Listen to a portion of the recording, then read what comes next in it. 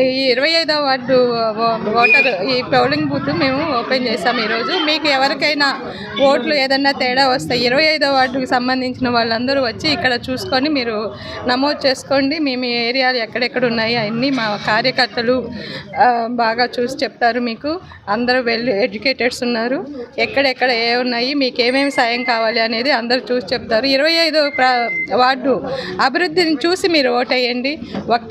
నా ప్రాంతాన్ని, ఈ 25వ వార్డు ప్రాంతాన్నే చూసుకోండి. ఇంకా మళ్ళీ గెలిపిస్తే ఇంకెంత అభివృద్ధి కలిగిద్దో మీరు చూడండి. చూసి అప్పుడు మీరు మళ్ళీ నెక్స్ట్ టైం 5 years తర్వాత మేము వచ్చినప్పుడు మీరే వేస్తారు. మేము ఇంత చెప్పవసరం లేదు. కాబట్టి ప్రతి ఒక్కరు మీడియా మిత్రులకు కూడా నేను చెప్తున్నాను, నా 25వ వార్డుని ఎక్కడెక్కడ నేను డెవలప్ చేశానో అన్నీ తీసుకొని 1-2 కాలనీలు మాత్రం చేయలేకపోయాను ఎలక్షన్ వల్ల. ఈ 2 కాలనీలు కూడా తొందరలోనే చేసేస్తాను. ఈ కాలనీలని చూపించేసి ఇది అని మన పెమ్మసాని గారు చెప్తున్నారు, ఏమీ చేయలేదు ఏం చేయలేదని. 25వ వార్డు నేను ఛాలెంజ్ చేసి చెప్తున్నాను. చూడండి, వచ్చి చూడండి నేనేం డెవలప్ చేశాను, ఎంత చేశాను అనేది మీకు కనబడుతుంది. చూసి మాట్లాడండి. అంతట మీద ఎక్కడో గుంటూరు మొత్తం కాదు, ఒక చిన్న నా వార్డు తీసుకోండి. ఈ వార్డు చూసుకొని మేము ఎంత డెవలప్ చేశాము అనేది మేము తెలియజేస్తున్నాము. మిర్చి యార్డు చుట్టూ ఉన్న వాళ్ళంతా బీద వాళ్ళంతా మిర్చి యార్డులో పనిచేస్తుంటారు. 60 గజాలు అట్లా అందరికీ మేము పర్మిషన్లు ఇచ్చేసి ఇల్లులు కట్టుకోండి, వాటర్ కనెక్షన్ ఇస్తాము, పెన్షన్స్ ఇస్తాము అని ఇంటింటికి వెళ్ళి మేము అన్నీ చేసాము. కాబట్టి మా వార్డులో 100% నేను ఓటింగ్ తీసుకొస్తానని ఈ విధంగా చేస్తున్నాను. ఏదో తెలుగుదేశం వాళ్ళు ఏదో చేస్తారని మీరు నమ్మవాకండి. ప్రజలారా, మీరు నమ్మొద్దు. చేసే వాళ్ళకి గుర్తించండి. వాళ్ళకి మీ అమూల్యమైన ఓటు వేసి, ఫ్యాన్ గుర్తు మీద ఓటు వేసి మా వాళ్ళని గెలిపిస్తారని నేను ప్రార్థిస్తున్నాను. ఫ్యాన్ గుర్తు రజనమ్మని గెలిపించండి, రోసయ్య గారిని గెలిపించండి. మీ అభివృద్ధిని మా చేతుల్లో పెట్టండి. మేము అభివృద్ధి చేసి మా మీకు కానుకగా ఇస్తాము ఇంకొక 5 yearsలో. మమ్మల్ని నమ్మండి, ఫ్యాన్ గుర్తుకి ఓటేయండి. జగన్ అన్నను మళ్ళీ ఎందుకు ముఖ్యమంత్రి చేయాలి అనేదానికి మేము చెప్పేది, రాష్ట్రమంతా కూడా ఒక పక్క సంక్షేమం, అదేవిధంగా అభివృద్ధి చెందుతుంది అని చెప్పడానికి 25వ వార్డు మరి ఒక నిదర్శనం.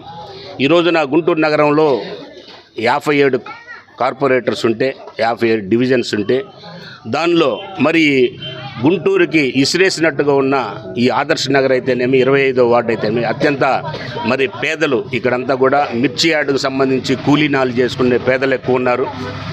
మరి వీరందరూ కూడా గత ప్రభుత్వంలో చూసినట్టయితే ఆదరణకి మరి నోచుకోలేదు. అలాంటిది జగనన్న ప్రభుత్వం వచ్చేసిన తర్వాత ఇక్కడ మనం ఒక్క 25వ వార్డు తీసుకున్నట్టయితే సుమారుగా 33 కోట్ల రూపాయలు ఈ ప్రాంతంలో అభివృద్ధి పరంగా రోడ్లు అయితేనేమి, డ్రైనేజీ వ్యవస్థ అయితేనేమి ఈ విధంగా అభివృద్ధి చేయడం జరిగింది. అదేవిధంగా మరి సంక్షేమ పథకాలు చూసినట్టయితే కూడా ఈ ప్రాంతంలో అత్యధిక పేదలు ఉన్న ప్రాంతం, 6 steps మరి అత్యంత దగ్గరున్న ప్రాంతం. ఈ ప్రాంతంలో ఇటు సంక్షేమము, ఇటు అభివృద్ధి రెండు కూడా మరి 2 కళ్ళలాగా ప్రభుత్వం చేయటం జరిగింది. నేను ఎందుకు రజనమ్మ గారిని మరి అత్యధిక మెజార్టీతో గెలిపించాలి, ఎందుకు జగన్ గారిని మరొకసారి ముఖ్యమంత్రి చేయాలి అంటానికి ఈ ఒక్క వార్డే 57 వార్డులలో మరి ఇదే పరిస్థితి ఎక్కడ చూసినా కానీ ఇక్కడ 33 కోట్ల రూపాయలు హయ్యెస్ట్, ఈ గుంటూరు నగరంలోనే హయ్యెస్ట్ ఖర్చు పెట్టిన వార్డు. ఎందుకంటే డిజైర్ ఇది చాలా, ఈ వార్డుకి చాలా అవసరం. ఎందుకంటే పేదలు ఉన్నారు ఇక్కడ. అభివృద్ధి అంతా కూడా మరి ఆ ప్రభుత్వ కాలంలో నోచుకోలేదు. కాబట్టి ఇప్పుడు మేము చేసిన అభివృద్ధి, మేము ఇచ్చే సంక్షేమాల దృష్టిలో పెట్టుకొని మరి ఈ రోజున మన యువ నాయకురాలు డైనమిక్ మరి సోదరి రజనమ్మ గారిని అత్యధిక ఓట్లేసేసి మంచి మెజార్టీతోటి గెలిపించి మరి జగనన్నకి మనం బహుమతికి ఇవ్వాలని. ఎందుకంటే ఇక్కడున్న 198% మరి వైఎస్ఆర్సీపీ అభిమానులు ఉన్నారు. మరి కాబట్టి ఇటుపక్క రజనమ్మ గారిని, అదేవిధంగా ఎంపీగా కిలార్ రోసే గారిని గెలిపించేసి అత్యధిక మెజార్టీతో మనం జగన్మోహన్ రెడ్డి గారికి మన ముఖ్యమంత్రి గారు బహుమతికి ఇవ్వాలని నేను కోరుకుంటున్నాను. చాలా దుర్మార్గం అండి. అసలు ఆ పథకం పెట్టిందే జగన్మోహన్ రెడ్డి గారు. సిగ్గుండాలండి ఆ మాట అనడానికి, సిగ్గుండాలి. ఎందుకంటే ఈ రోజున ఎవరు వెళ్ళారండి కోర్టుకి? అసలు అవసరమే ఉందండి? అసలు ముసలోళ్ళకి పెన్షన్ ఇచ్చేటప్పుడు వీళ్ళ రోల్ ఏంటండి? బుద్ధి ఉండాలి కదా కొద్దిన్నా. ఈ రోజున ఆపింది ఎవరు? ఆపింది సామాన్యుడు కాదు, ఒక ఐఏఎస్ ఆఫీసరు. ఎలక్షన్ రోల్ చేసిన అతను. ఆ మాత్రం తెలియదా? పేదోళ్ళకి ఇన్ని కష్టాలు వస్తాయని తెలియదా? రమేష్ గారికి తెలియదా? ఎందుకు ఆపారు? ఎవరు కోర్టుకు వెళ్ళారు? ఈ రోజున ఇంతమంది చచ్చిపోతుంటే ఇదంతా కూడా వైఎస్ఆర్సీపీ కుట్ర అంటారు.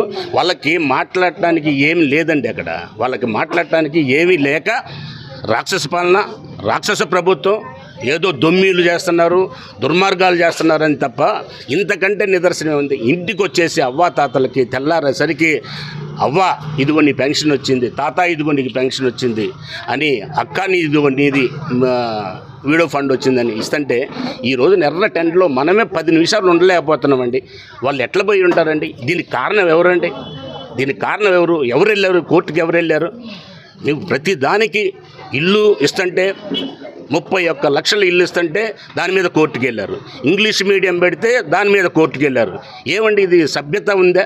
ఎవరు వెళ్తున్నారు? మరీ దుర్మార్గం ఏంటంటే ఈ వాలంటరీ వ్యవస్థ, అవ్వాతాతలకు పెన్షన్ ఇచ్చే వ్యవస్థలో ఒక చాలా గొప్ప అధికారి పోవడం అనేది దుర్మార్గం. ఎందుకంటే సమాజంలో రకరకాలు ఉంటారు. ఎవరో పనికిరాని వాళ్ళు, చదువు సంధ్య లేని వాళ్ళు పోతే అర్థం ఉంది. ఒక సమాజం గురించి, సమాజంలో ఉన్న మరి వ్యత్యాసాల గురించి తెలిసిన వ్యక్తి ఒక ఉన్నత పదవి నుంచి రిటైర్ అయ్యి ఈ విధమైన కోర్టుకు వెళ్ళేసేసి ప్రజల్ని ఇబ్బంది పెట్టేసి ఈ రోజుకి ఎంతమంది చనిపోయారండి, ఎంతమంది అవ్వాతాతలు పోయారండి. ఈ పాపం అంతా కూడా వాళ్ళకు కొట్టుకుంటుంది. మరి మీరు అడిగారు కాబట్టి చెప్తున్నాను, దీనిలో ఇప్పటికైనా సరే ఏమాత్రం మేమందరం కూడా నిజంగా మేము పేదల పక్షాన ఉన్న పార్టీ. రేపు జరగబోయే ఎలక్షన్స్ అంతా కూడా పేదలకి, పెత్తందారులకు జరిగేది.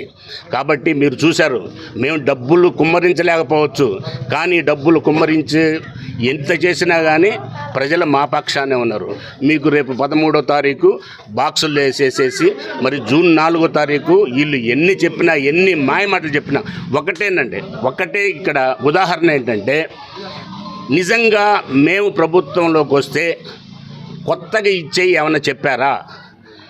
గత 4 సంవత్సరాల నుంచి కూడా జగన్మోహన్ రెడ్డి గారు పథకాలు, జగన్మోహన్ రెడ్డి గారు నవరత్నాలు మేము 98-100% కంప్లీట్ చేస్తే వాటిని వక్రీకరించేసి ఈ రోజున అయ్యే పథకాలని డబుల్ చేసి, త్రిబుల్ చేసేసి మాయమాటలు. ఇంతకంటే దారుణం ఏముందండి?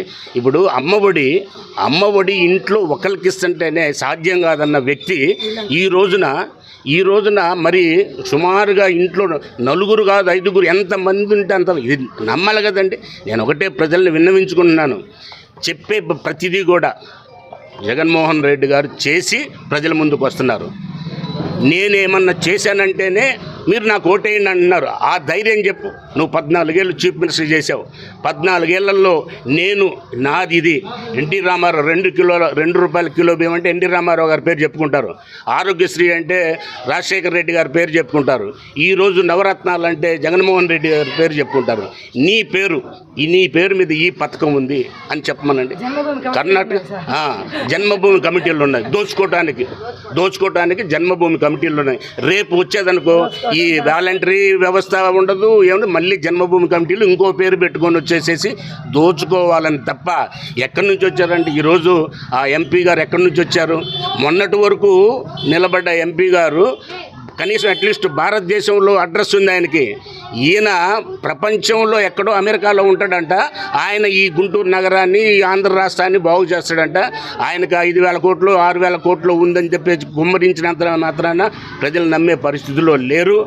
తప్పనిసరిగా రేపు అత్యధిక మెజార్టీతోటి, అత్యధిక సీట్లతోటి మళ్ళీ మరొకసారి జగన్మోహన్ రెడ్డి గారు ముఖ్యమంత్రి కాబోతున్నారు. ఇది ఆల్మోస్ట్ వారం రోజులే ఉంది కాబట్టి ప్రజలందరికీ నేను విన్నవించుకుంటాను, ఈ సంక్షేమం, ఈ అభివృద్ధి ఇదే విధంగా కొనసాగాలంటే జగన్ అన్న మరొకసారి ముఖ్యమంత్రి.